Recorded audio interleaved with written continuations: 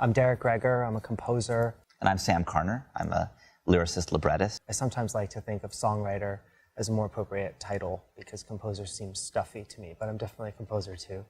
And I do think there's differences in those two hats. And I also do some lyrics. When I'm with Sam, I do about 1% lyrics, if not 0% lyrics, but I have a lot to say about things behind the scenes. But in some of the other writing I do some lyrics as well. I'm a lyricist, librettist, or book writer, meaning that I write the sung words and the spoken words.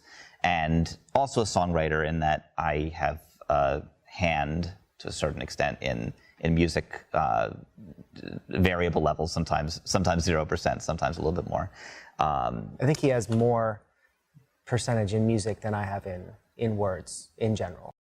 This is a brand new show, and this is our first time hearing it spoken by people, not us in our studio, talking to each other. So it's a chance for us to hear it being spoken, hear it being sung, see it starting to be up on its feet. It's what's called a staged reading, meaning that there is staging and movement, yet there won't be all sorts of fancy costumes and set pieces. There'll be some, but the physical production will be fairly light, and the actors probably will have their scripts in hands for certain passages. So it's kind of a workshop. The purpose of the project, or the purpose of this stage, is for us to be able to see the piece and hear the piece and make changes while we're working on it, while the performers are rehearsing. The idea actually came up originally when we were working on another show, doing a workshop of it, and we had become friendly with the stage manager and started to think about how much and how rich the backstage life of a show is, and how that's not really necessarily talked about.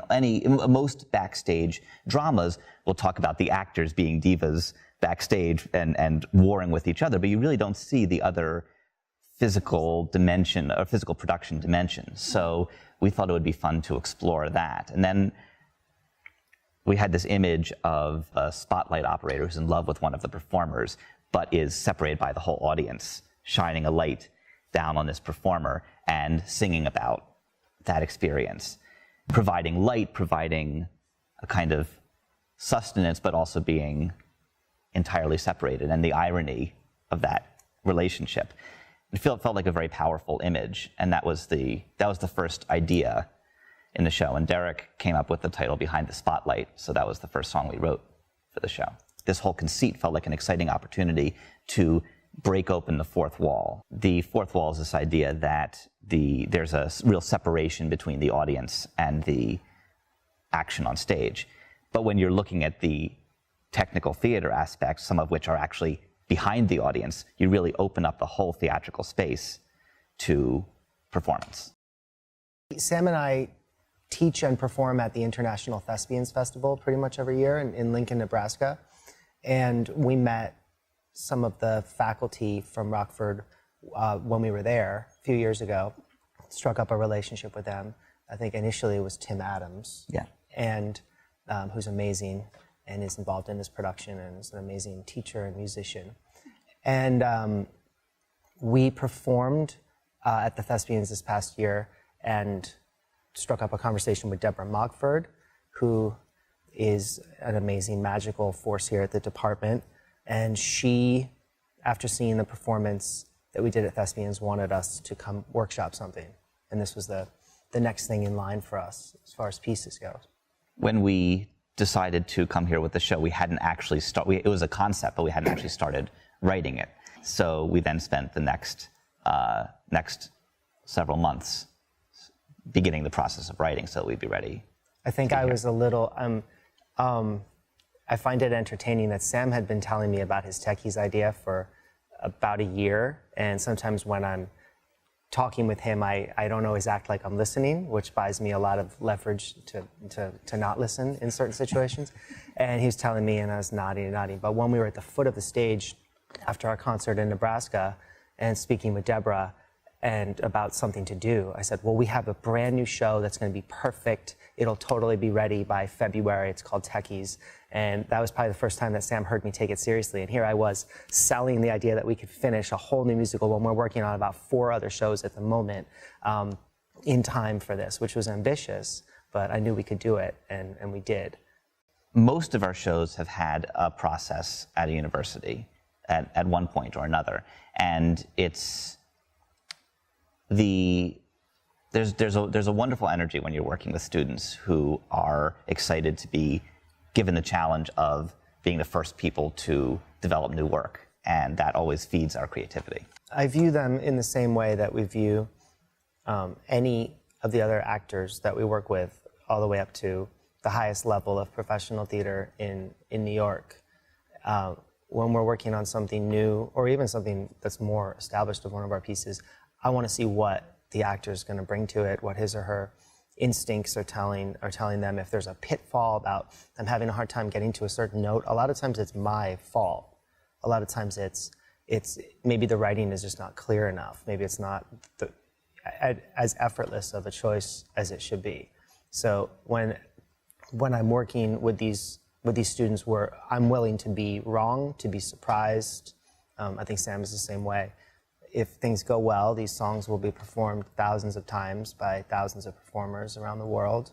These shows we've written have had lots of life and continue to, and this, I think, is built to be a very licensable show that will happen everywhere. And we were working a song with one of the performers 2 days ago, and it hit me. I said, this is a really good, for us, a good cabaret song that will probably happen outside the show. A lot of people hopefully will buy that sheet music. And it was the first time anybody was singing through it. And I just took a moment to myself and I was like, this is pretty cool. A lot of opportunities for young performers first come through developing new work. Pieces that are having their first iteration as readings, workshops. So the skill set of being able to take in a change, give it life, learn new music day of, off the page, that's a valuable experience, I think, for any young performer, because it's one of the most useful tools in their toolkit for professional life afterwards. I mean, it's hard to say what helps someone's career. I think that having encouraging and valuable experiences, learning from them, building up some confidence, having some talking points you can say to people,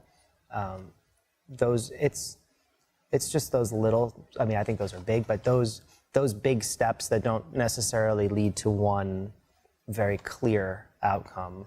I feel like the clear outcomes that have shown up in our career and actors whom we know, those things are usually not real, or if you put too much stake in them, they just either don't happen or they are not exactly what you think they are. So just performing, enjoying it, getting some adrenaline from that, and a little street cred, and then just taking the next step that comes, and all of a sudden you stumble upon having a career.